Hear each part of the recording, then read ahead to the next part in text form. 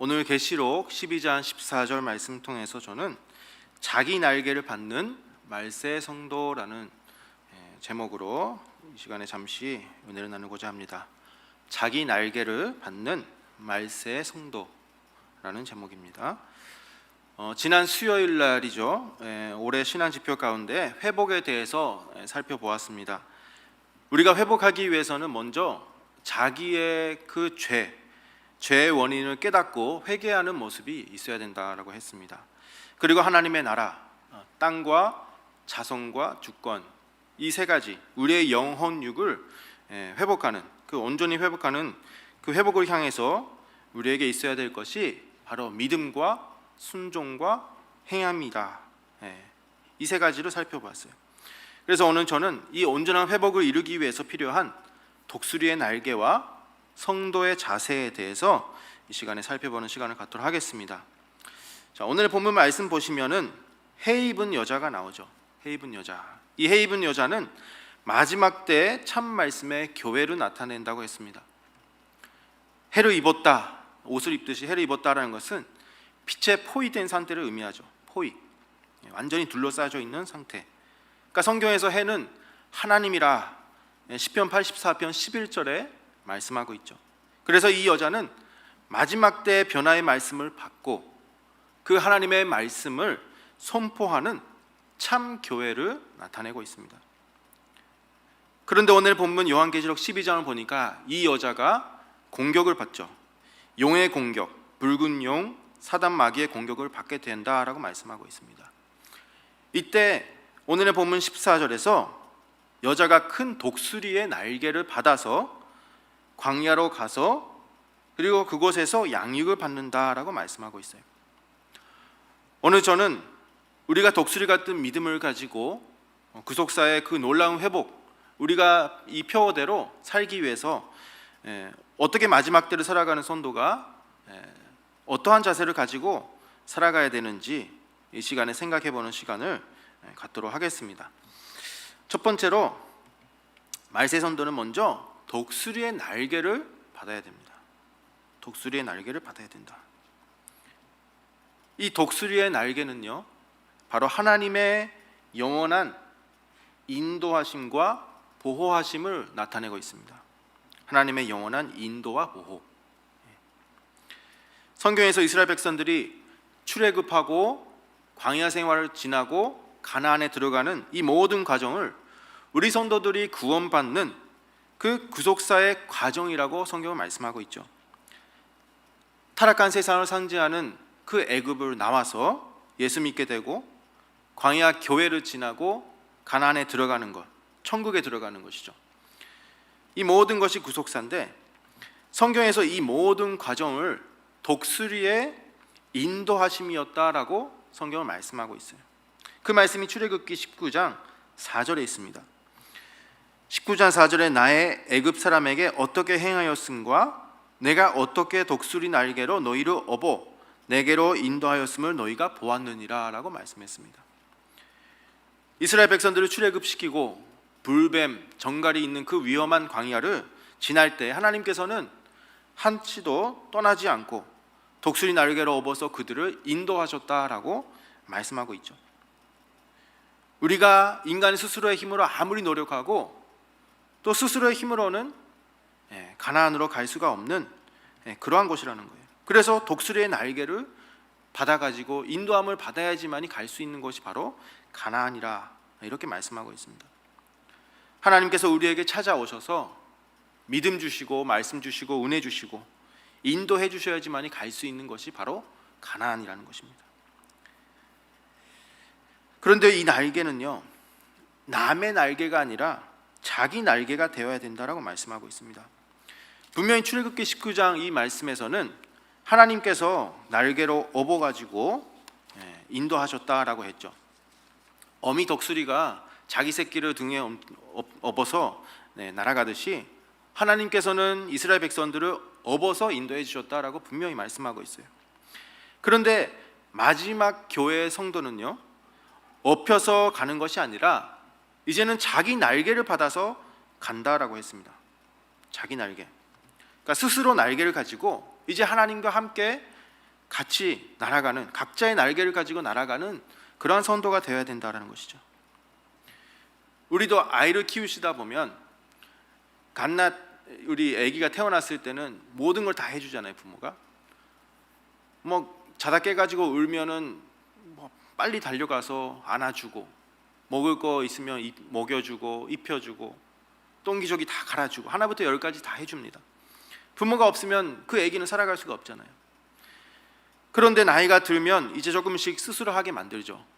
배변 훈련도 하고, 밥도 혼자 먹게 하고, 모든 것을 혼자 할 수 있도록 강하게 키웁니다.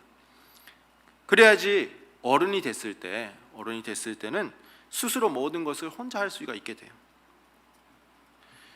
그래야지 올바른 생각을 가지고 판단할 수가 있죠. 또 어떤 어려움이 와도 스스로 헤쳐나갈 수 있는 능력을 가지게 되는 것이죠. 하나님도 마찬가지로 우리가 신앙이 미약할 때는 우리에게 모든 것을 해주실 때가 많이 있어요. 업어주시고 입혀주시고, 필요에 따라서 기적도 보여주시고, 또 경제적으로 재물을 많이 주실 때도 있고요. 기도의 응답도 빠릅니다. 그런데 어느 정도가 되면은 이제 스스로 믿음을 지키고 그 믿음을 선장하게끔 만드세요. 훈련하신다는 것이죠. 우리에게 훈련과 또 연단을 통해서 우리를 강하게 키우시고 마지막 때 살아가는 성도가 될 수 있게끔 훈련하시고 시험하신다는 것이 바로 하나님의 역사입니다. 우리가 세상 그 독수리를 보시면 새끼가 어느 정도 크면요, 그 새끼를 가만히 놔두질 않습니다. 부화하고 나서 어느 정도 먹이를 먹고 이제 자라면 이제 보금자리에서 자고 있는 새끼를 흔들어 가지고 깨우죠. 그리고 둥지에서 일부러 밀어뜨려서 떨어지게 합니다. 새끼 입장에서는 아니 엄마가 왜 갑자기 그러시지? 이상해졌나? 이러면서 엄마를 쳐다보면서 막 떨어지잖아요. 근데 자기가 막 떨어지고 죽을 것 같으니까 이제 그때서야 날개를 펼치고 열심히 흔들면서 나는 연습을 합니다. 정신없이 막 나는 법을 배우죠. 야생은 위험한 곳이잖아요. 사방이 다 적입니다. 그래서 어미는 더더욱 그 새끼를 엄하게 교육시켜서 나는 방법, 사냥하는 방법, 또 위협에 대처하는 방법, 모든 것을 그 짧은 시간에 가르친다는 거예요. 그렇게 훈련을 받으면서도 야생에서 살아남는 독수리는 절반 이하라고 합니다. 태어난 독수리의 절반 이하가 다 죽어가는 거예요. 그만큼 야생에서 살아남기가 힘들다는 거죠. 그런데 우리가 딱 봤을 때 우리 성도들도, 우리 교회 크리스천들도 다 그런 것 같아요. 살아남는 사람 사실 절반, 그 이하도 안 될 것 같습니다. 하나님도 마치 이 독수리처럼 무섭게 우리를 훈련하신다는 사실을 우리는 기억해야 됩니다. 무섭게 훈련을 해야지 진짜 그 마지막까지 살아남을 수 있는 진국이 될 수가 있는 거죠. 진국. 그러니까 우리에게 아무리 큰 시험이 닥친다 할지라도 하나님이 나를 사랑하셔서 그렇구나 생각하시면서 먼저는 감사하시는 저와 여러분 모두가 되시기를 바라겠습니다. 자, 그렇다면 하나님은 어떤 사람에게 이 독수리의 날개를 주실까요? 첫 번째로는 여호와를 앙망하는 믿음이 있는 사람에게 날개를 주십니다. 이사야서 40장 31절에 오직 여호와를 앙망하는 자는 새 힘을 얻으리니 독수리의 날개치며 올라감과 같을 것이요 다른 박질하여도 곤비치 아니하겠고 걸어가도 피곤치 아니하리로다 말씀하고 있죠. 안망하다라는 것은 소망을 하늘에 두고 그것을 간절히 사모하여 바라본다라는 뜻입니다. 간절히 사모하고 바라보는 것, 절대로 절망하지 않고 또 포기하지 않고 어떠한 어려움 속에서도 하나님만을 믿고 소망 가운데 바라보는 사람이 날개를 받는 사람이라는 것이죠. 그런 사람에게 날개를 줘야지 높이 비상할 수가 있어요. 높이 날고자 애쓰지도 않고 노력하지도 않은 사람한테 이 독수리의 날개는 주시지 않는다는 것입니다. 그런 사람에게 줘봤자요 쓰지도 못합니다. 그 날개를 감당할 수 있는 사람한테만 이 날개를 주신다는 거죠. 실제로 가장 큰 독수리의 날개를 제가 봤어요. 그랬더니 3m가 넘는데요. 3m. 우리 박정수 목사님의 그 키보다 훨씬 더 큰 날개를 이렇게 가지고 날아간다고 생각해 보세요. 그 날개를 다른 까마귀나 다른 새에 줘봤자 그걸 쓰지도 못하잖아요. 마지막 때 우리가 그 날개를 감당할 수 있는 진짜 믿음의 소유자가 돼야지만이 하나님께서 그 날개를 주신다라고 말씀하고 있는 것입니다. 또 두 번째로는 하나님의 그 연단을 받는 사람에게 주십니다. 연단을 받는 사람에게 주세요. 피하는 사람 말고. 해를 입은 여자에게 날개를 주신다. 이것은 용의 공격에서 보호하고 양육하며 연단시키기 위함이었다라고 했습니다. 아까 말씀드린 것처럼 어미 독수리가 새끼를 둔지에서 일부러 흔들어 가지고 떨어뜨려서 날 수 있게 훈련한다고 했죠. 그리고 독수리는 바닥에 떨어지기 직전에 어미가 와가지고 다시 업어서 위로 하늘로 올라갑니다. 그렇게 해서 반복하면서 연습을 하는 거예요. 마찬가지로 신명기 보시면은 똑같은 말씀이 기록되어 있습니다. 신명기 32장 11절 12절 말씀 보니까 마치 독수리가 그 보금자리를 어지럽게 하며 그 새끼 위에 너풀거리며 그 날개를 펴서 새끼를 받으며 그 날개 위에 그것을 엎는 것 같이 여호와께서 홀로 그들을 인도하셨다라고 말씀하고 있습니다. 이스라엘 백성들을 인도하실 때 하나님께서도 마찬가지로 똑같이 이렇게 하셨다는 거예요. 그냥 업어서 편안하게 가나안으로 인도하신 것이 아니라 그 과정 가운데 보금자리를 흔들고 또 어지럽게 하고 너풀거리며 연단하는 그런 과정이 있었다라고 말씀하고 있죠. 하나님은 우리 성도들을요 무작정 그냥 지켜주시진 않습니다. 우리는 그런 것이 싫으니까, 연단받고 시련받는 거, 어려움이 싫으니까 그냥 피하게 달라고 기도를 하잖아요. 그러나 하나님께서는 무작정 보호하고 지켜주고 이렇게 해주시지는 않는다는 거예요. 반드시 성도의 믿음이 어느 정도 장성케 되면 연단하신다는 것을 우리에게 말씀해주고 있습니다. 훈련과 연단을 통해서 우리에게 하나님만을 의지하게 만듭니다. 그리고 내 힘으로 되지 않고 모든 것이 하나님의 은혜로만 되는 것이구나, 하나님의 도우심으로만 가능하다는 사실을 깨닫게 하시려는 섭리가 이 과정 속에 있는 것이죠. 그러니까 독수리 새끼가 둥지에서 떨어지듯이 오늘 우리도 안 좋은 상황에 빠질 수가 있습니다. 때로는 떨어지고 넘어지고 다칠 때도 있어요. 그러나 그런 것은 하나님께서 우리를 버려서가 아니라, 관심이 없어서가 아니라 오히려 우리를 사랑하시기 때문에 우리를 훈련하신다라는 것을 우리는 항상 기억하고 살아야 되겠습니다. 그러니 지금 우리가 당하고 있는 어떠한 환난이 있어도 오히려 우리가 감사할 수가 있고 하나님 앞에 영광을 돌려드릴 수가 있는 것이죠. 하나님께서는요 우리가 완전히 떨어지기 전에는 구해주시는 분이에요. 죽이시지는 않습니다. 또 필요하면 또 떨어뜨려서 우리를 또 키워주죠. 우리 스스로의 힘으로 날아갈 수 있도록 마지막 때를 위해서 사랑으로 연단시켜 주시는 그 하나님의 모습을 우리가 이곳에서 발견할 수가 있는 것입니다. 이처럼 우리는 장성한 신앙을 가지고 우리가 하나님의 날개를 업혀서 가는 것이 아니라 이제는 그 날개를 받아서 스스로 높이 비상할 수 있는 믿음을 가져야 된다는 것을 교훈하고 있죠. 그럴 때 하나님께서 그 성도들을 마지막까지 지켜주시고 인도해 주신다는 것을 믿으시기 바라겠습니다. 두 번째로는 예비하신 것으로 날아가야 됩니다. 날개를 받은 성도는 예비하신 곳으로 날아가야 된다. 첫 번째로 예비하신 곳은 바로 광야라고 했죠. 광야. 오늘의 본문에서 용이 여자를 핍박할 때 여자는 날개를 받아서 광야로 날아갔다라고 했습니다. 그것은 하나님께서 예비하신 은신처였어요. 은신처. 하나님께서 말세의 성도들에게는 반드시 그 날개를 주셔서 알아서 아무 때나 도망가라 하는 것이 아니라 하나님께서 그 사람을 위한, 성도들을 위한 예비하신 곳을 준비해 주신다라고 말씀하고 있습니다. 오늘의 본문 요한계시록 12장 먼저 6절 말씀 보시면 그 여자가 광야로 도망가매 거기서 1260일 동안 저를 양육하기 위하여 하나님의 예비하신 것이 있더라. 또 14절에 오늘 본문에서도 광야 자기 곳으로 날아가 거기서 한 때와 두 때와 반 때로 양육받았다.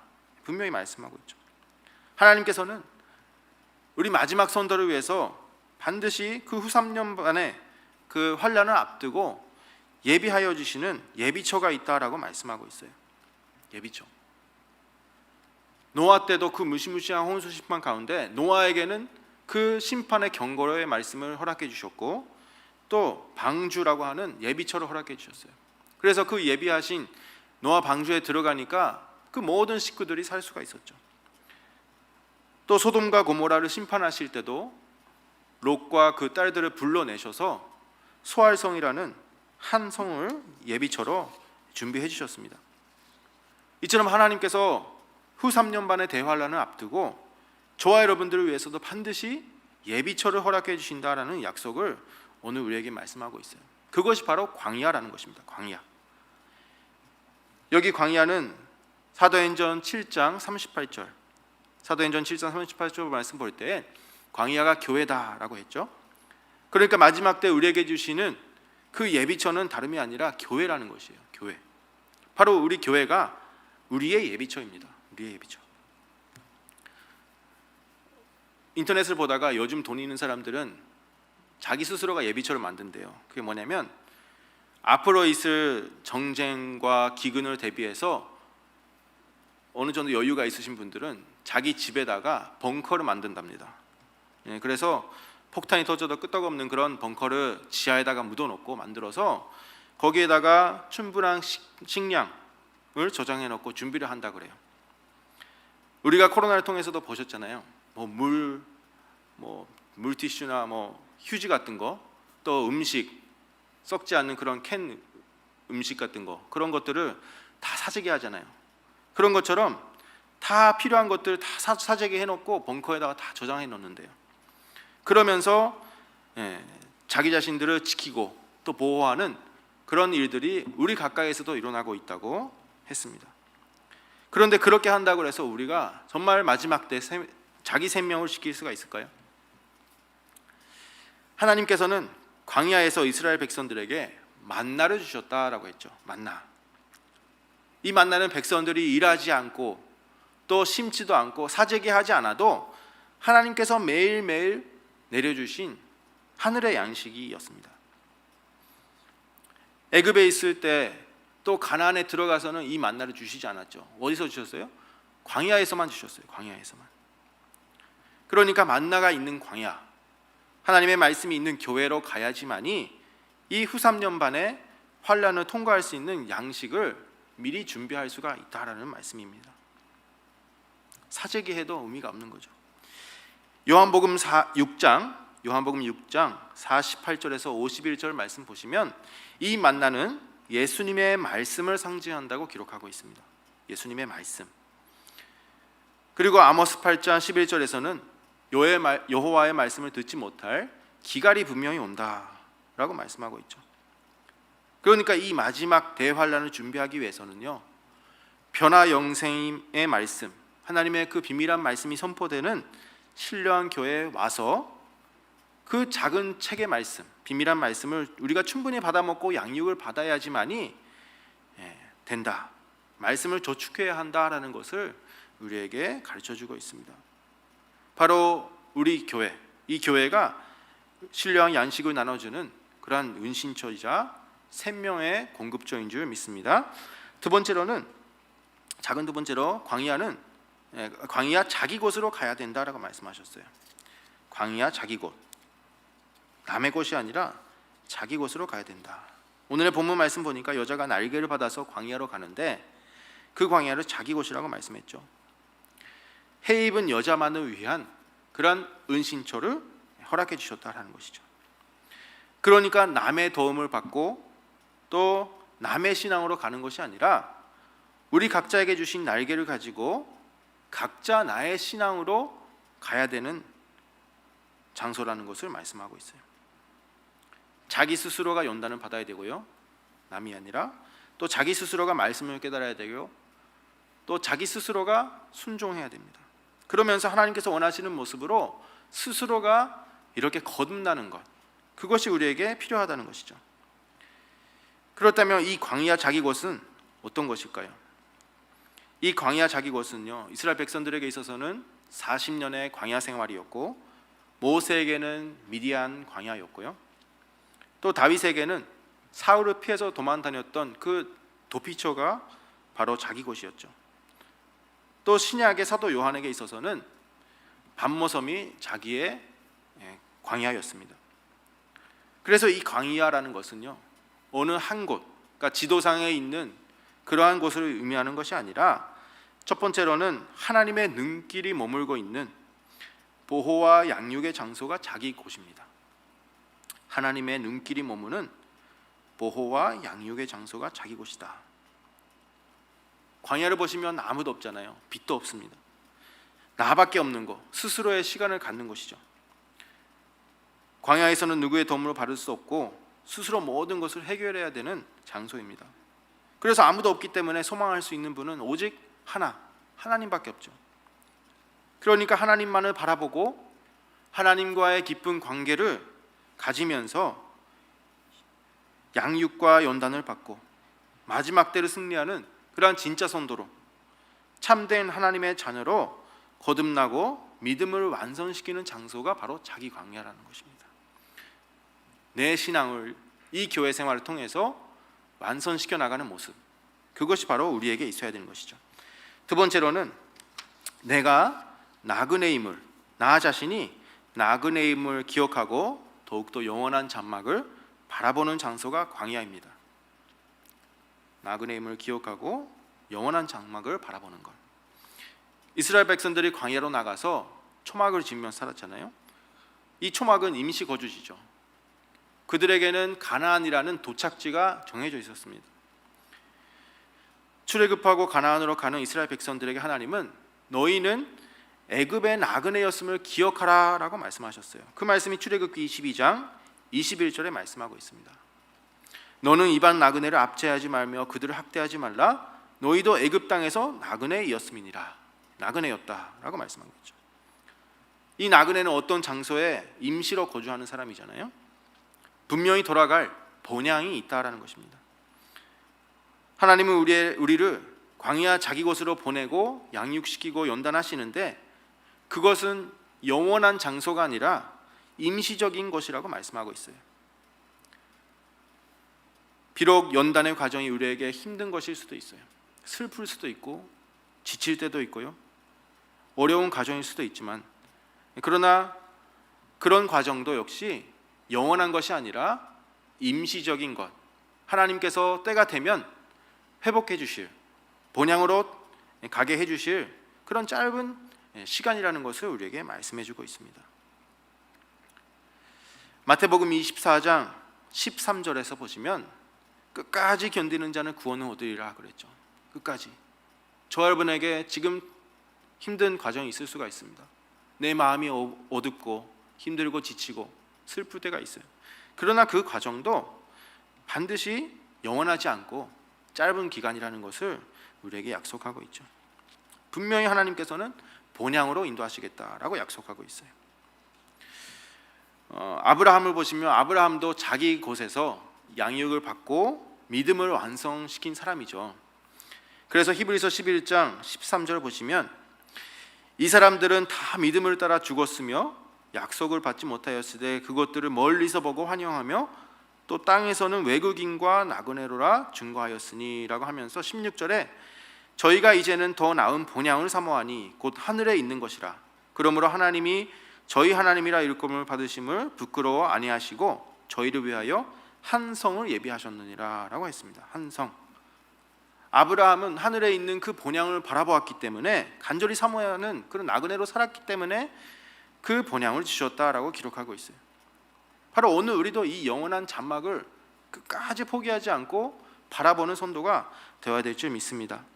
분명히 계시록 21장 3절 말씀에 하나님의 장막이 사람들과 함께 있음에 하나님이 저희와 함께 거하시리니 저희는 하나님의 백성이 되고 하나님은 친히 저희와 함께 계신다라고 했어요. 이 세계가 분명히 옵니다. 하늘과 땅이 하나가 되고 하나님과 우리가 하나가 되는 그러한 영원한 장막이 우리에게 있다라는 것을 말씀해주고 있죠. 이 영원한 장소, 영원한 그 장막을 바라보고 사는 것이 바로 우리 성도들의 삶이라는 것입니다. 그렇다면 결론적으로 오늘 저와 여러분들은 그 광야 자기곳, 이 교회에서 얼마나 준비를 하고 있을까요? 우리에게는 반드시 자기 말씀, 자기 신앙, 자기 체험이 반드시 있어야 되겠습니다. 마지막 대환란은 극심한 환란이라고 했죠. 부모의 믿음, 아내나 남편의 믿음, 또 교회를 그저 왔다 갔다 하는 그런 습관적인 믿음으로는 통과할 수 없는 큰 환란이라고 말씀하고 있습니다. 그러면 오늘 우리가 하나님의 날개, 하나님께서 주시는 이 날개를 받았다면 이제 각자가 양육을 받고 또 연단을 받으면서 더 높이 비상할 수 있는 그런 영적인 실력을 갖추어야 된다는 것을 우리에게 교훈하고 있어요. 간절한 믿음으로 하나님을 바라보고 더욱더 하나님 앞에 그 말씀을 내 안에 저축하고 말씀의 실력을 키우고 정말 아버지께서 보실 때 정말 최고다, 100% 인정하시는 그런 성도로 성장해야 된다라는 말씀이죠. 그리고 다니엘서 12장 10절 말씀에 많은 사람이 연단을 받아서 스스로 정결케 하며 희게 할 것이나 악한 사람은 악을 행하리니 악한 자는 아무도 깨닫지 못하되 오직 지혜 있는 자는 깨달으리라 말씀했습니다. 우리 스스로가 말씀을 깨닫고 나 스스로를 정결케 하고 이렇게 하나님께서 원하시는 모습으로 바꿔가야 된다라는 말씀이죠. 그래서 오늘 우리가 자기 광야 이 늘푸른 교회에서 양육을 받는 그런 이 기간 동안에 우리의 영혼 육을 정결케 하고 또 하나님께서 원하시는 참 성도의 모습으로 온전히 회복해 나가는 그러한 저와 여러분 모두가 되시기를 주님의 이름으로 축원하겠습니다. 함께 기도하시겠습니다. 사랑과 은혜가 충만하신 아버지 하나님, 감사드립니다. 오늘도 우리를 사랑하여 주셔서 광야 자기 곳에서 말씀을 받고 양육받으며 나의 신앙을 온전한 모습으로 회복해 나가는 복된 시간을 허락하여 주심에 진심으로 감사드립니다. 우리가 이 땅을 살면서 여러 가지 시련과 환난과 핍박이 나를 괴롭게 할 때가 많이 있습니다. 그러나 그것 또한 우리를 진짜 성도로 연단하시고 우리의 믿음을 완성시켜 주시는 아버지의 은혜와 사랑인 줄 믿습니다. 저희들 항상 하늘에 소망을 두고 낙심하지 말고 맡겨주신 사명을 감당하는 저희 모두가 될 수 있도록 인도하여 주시고 또 우리 각자가 독수리의 큰 날개를 받아서 더욱더 모든 삶에 높이 비상하는 축복이 함께할 수 있도록 은혜 허락하여 주시옵소서. 저희들의 삶 가운데 항상 감사가 차고 넘치는 삶, 믿음이 차고 넘치고 은혜가 차고 넘치고 풍성한 그러한 성도의 삶을 살아가는 우리 늘푸른 교회 모든 성도님들 다 될 수 있도록 축복하여 주시옵소서. 오늘도 이 시간 하나님 앞에 감사하는 마음으로 미리 준비한 헌물을 바칩니다.